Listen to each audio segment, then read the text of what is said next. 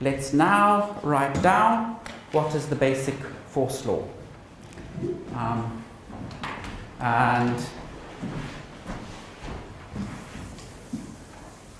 I am sure that everyone has seen this law.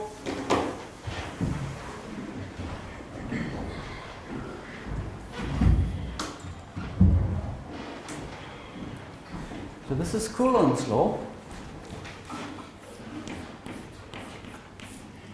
So let me first of all write down the magnitude of the force. This looks like 1 over epsilon naught times by 1 over 4 pi r squared times by q times by q. And this is the force between two particles. One of charge q, let's maybe put it over here.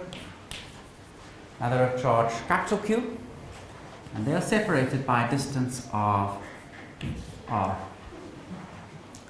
The reason why I've written it like that is that each of those factors means something. 1 over epsilon naught is related to the fact that these two charges are in a vacuum in free space.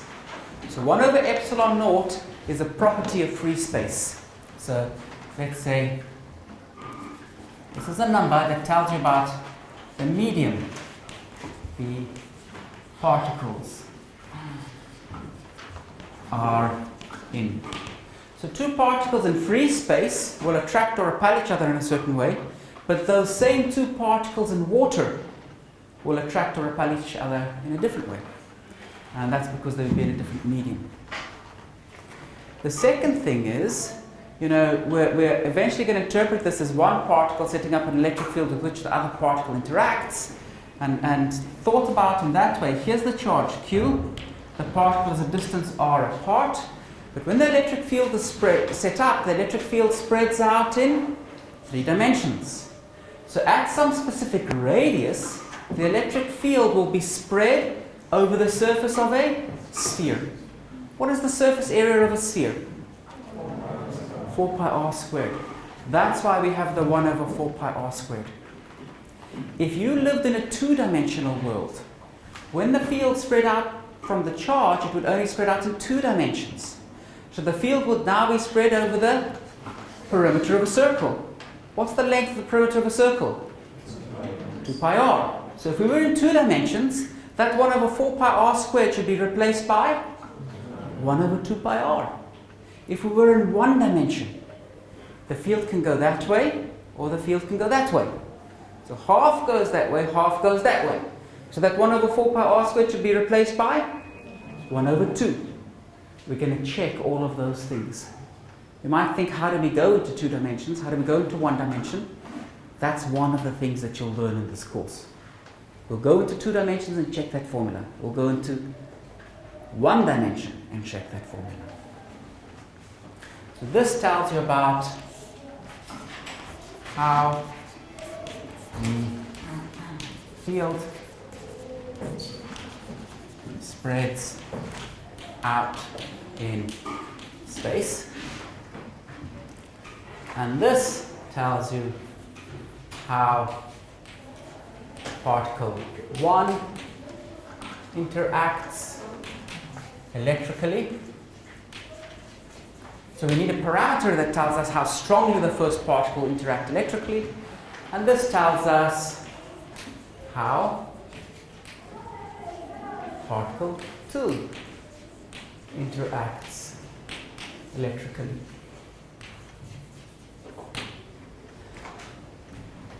So each of the factors that we have in Coulombs law means something. I think it's very natural that there should be a strength for how the two particles interact. So those are the two charges of the particles that tells us how strongly the two particles interact. There should be a term that tells us how the field is spreading out in space, and a term which tells us what medium the particles are in.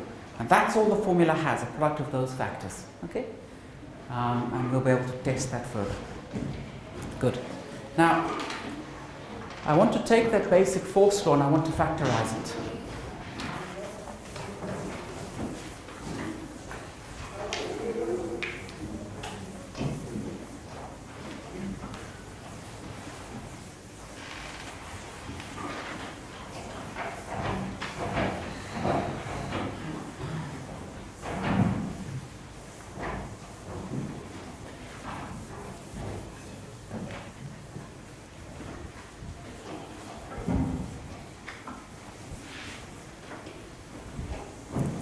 So I'm going to now write it as a vector. F is equal to, I leave Q outside, and we can have 1 over epsilon naught, 1 over 4 pi r squared for Q. Let's put Q here and Q there. If that has got position x, capital X, and that has got position little x, let's maybe put a 1, 1. What is this vector over here? Can someone tell me, what's this vector equal to?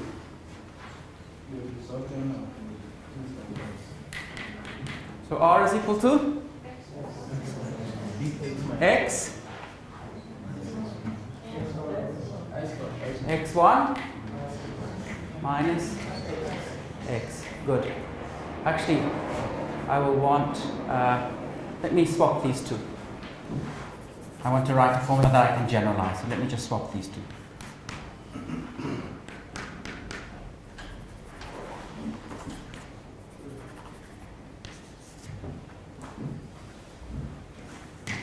Good.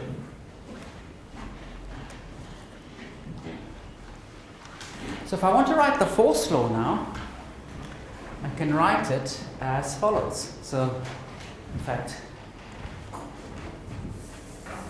let me reverse the order of these factors. I'm going to write Q. Now I'm going to write over 4 pi. I'm going to say the mod of x minus x1 cubed times by x minus x1 to give the direction. Is that formula okay? Is that still Coulombs law? Yeah. Yes? Yeah. But here the field falls off like r cubed. In Coulombs law the field falls off like r squared. Is this really the same? Why, yes? Good. So in actual fact, you can view this as Q, 1 over epsilon naught, 1 over 4 pi, mod x minus x1 squared times by x minus x1 over the mod of x minus x1. And that's a unit vector. Okay? So that thing has a magnitude of 1. So the field really is falling off like 1 over 4 pi r squared. Oh, good. That was a little test. There should be a small q sitting there. Good.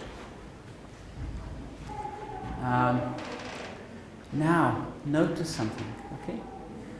Over here, we've got big Q. This depends on the source.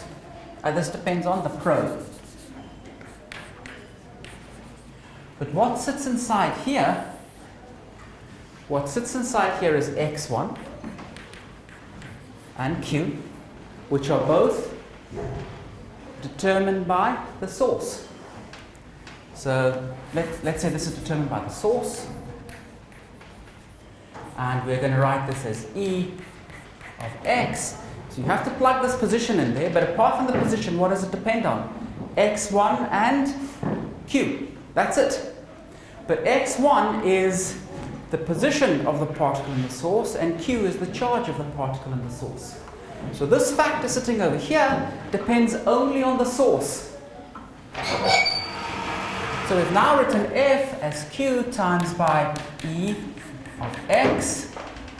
And what you see is we've managed to factorize this into a piece that depends only on the probe and a piece that depends only on the source. So we started off with a problem where these two particles are interacting. We've managed to break this force of interaction between the two of them into one piece that depends only on the probe particle and one piece that depends only on the source particle. Okay? And that's quite amazing that you can make such a split, because what it means is we can now study the source on its own. So study the source and figure out what is the electric field of the source. And once you've got the electric field of the source, you can work out the force acting on any probe just by multiplying by the charge of the probe and evaluating the electric field at the position where the probe is. Okay? So this factorization, so let's say this is factorized into a piece that depends only on the source and a piece that depends only on the probe. And what that means is, this implies we can compute E of x, the electric field set up by the source, once, so we calculate it once, and use it for any probe. So you can calculate that electric field once and just recycle it for all of the different problems that you will study. That's the advantage of this separation between the two. So we always make this factorization. The force acting on the particle is equal to the charge of the particle multiplied by the electric field at that position of the particle. And you can see what's happened here. We're talking about measuring things at positions in space. So we've naturally had the appearance of a field. Okay? Now,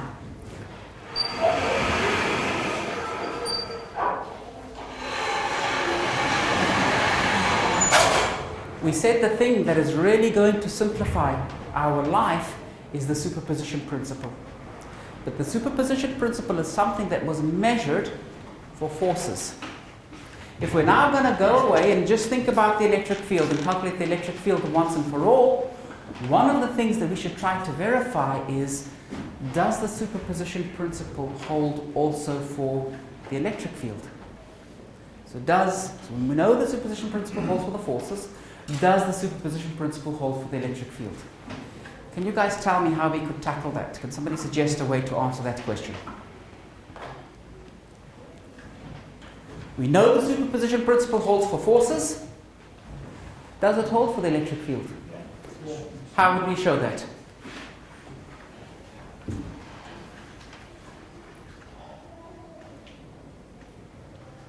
How would we show that?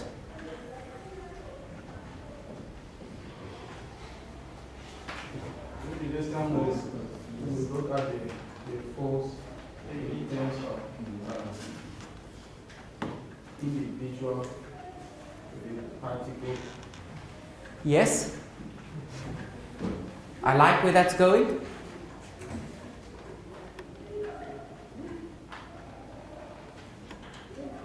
From the equation, I think the force is proportional to the electric field. So when you write the force, it doesn't mean double because then it's without it. The proof maintained in each equation. Okay, good. I think that you both had a very similar idea. So I think that this is what we could try to do. Let's write down the force when we've got a single particle in the source. Say Q1 at x1. Then let's write down the force. We've got a particle Q2 at x2. So we can write down those two. Then, if we have the two particles, we know by superposition that the total force will be the sum of the forces. So we add the two forces, we try to pull out a Q, and we can check, is the electric field the sum of the electric fields? Then we would have proved that the superposition principle holds. So let's do that together in math on the board. So the first thing that we've got, so we've got this case.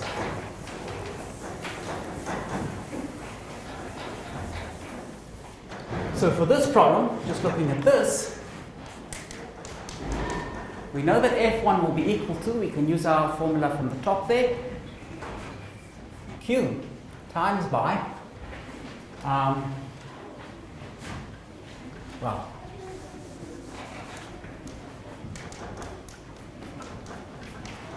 Q times by E1 of x.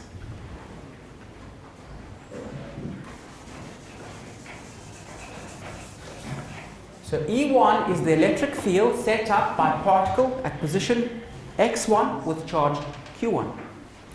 In this situation, F2 will be equal to Q times by E2 of x. And E2 of x is the electric field set up by particle at position x2 with charge q2.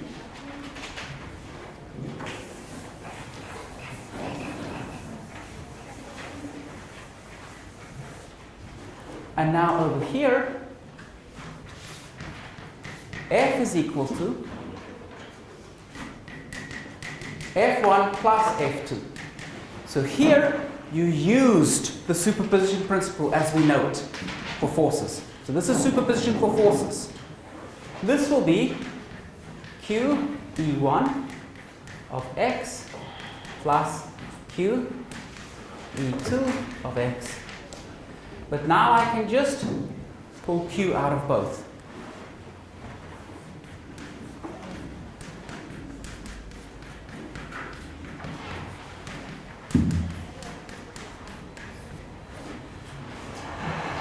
But we said we can always write the force as a Q times by an electric field.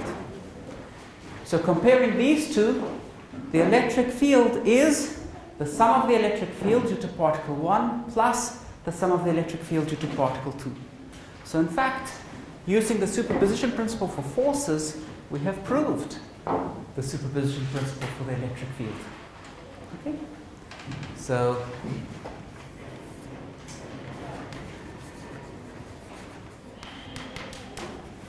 superposition principle holds for electric fields.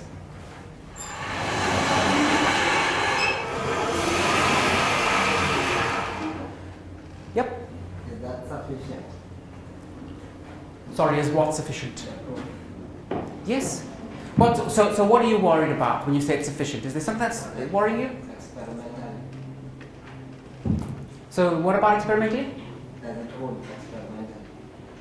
Does it hold experimentally? Yes. Absolutely, yeah. But that would prove it, and then you could go away and test an experiment. And if this didn't work, it would mean that actually the superposition of forces doesn't work. Because the only thing you have to assume to get that result is the superposition principle for forces.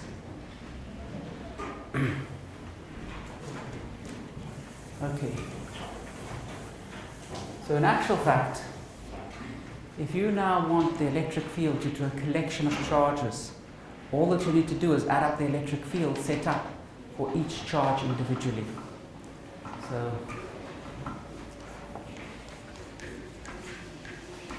electric field for a collection of charges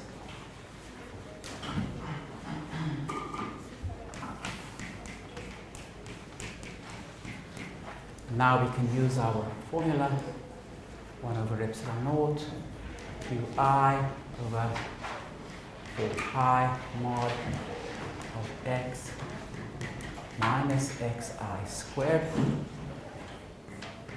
x minus xi over the mod of x minus xi. We sum from I is equal to 1 up to n. And that's what the superposition principle gives us immediately. Now can you see what we're doing? We've added a bunch of terms, and each term is the electric field from a point particle. So how are we getting these electric fields in general? We just keep recycling our point particle answer. We knew our point particle answer, you want the answer from 10 point particles, you just combine that point particle answer for each particle, sum them up. And this is what makes classical electromagnetism so easy, the superposition principle. It means it's a linear theory. What would you do if you've got a really huge number of particles? So let's say, if you've got 10 particles, you can do that sum. But let's say I tell you don't have 10 particles, you're dealing with a real system. How many, so let's say we want to deal with charged particles. How many charged particles do you think there could be in a real system?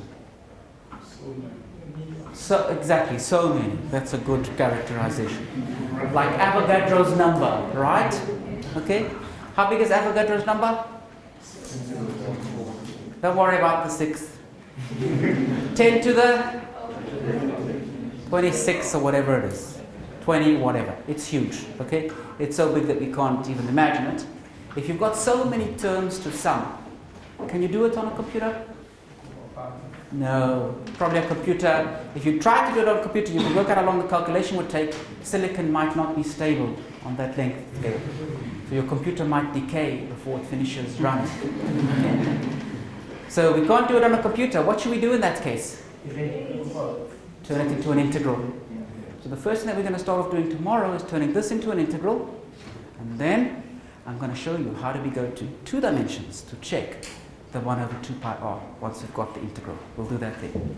So we're nearly finished. There's about 2 minutes left, but there is still one thing left from this lecture. So at least for the early lectures, we'll end each lecture with a joke. Here's today's joke. It's about 2 guys. They're visiting the Kruger Park. They've come to Africa for the first time. They're visiting South Africa. They were in some workshop, and they're walking along together. Now, you guys might be surprised, but it happens sometimes. These 2 guys that are walking along, one of them is a mathematician, and one of them is a physicist. And they're chatting, and they both really would love to see some wild animals. They've never seen wild animals before. And the wild animal they want to see the most is a lion. So they're walking along, and in the distance they can see something moving. But they spend so much time studying books, doing calculations, that their eyes are terrible. So they can see it moving, but they can't quite see what it is. So immediately they start to move towards this animal. And to their delight, they see this thing that's moving is coming towards them. So they move faster, this animal moves faster. Then they get close enough where they can actually see what the animal is. And to their shock, it's a big lion. What's worse, it's a lion that looks skinny and hungry.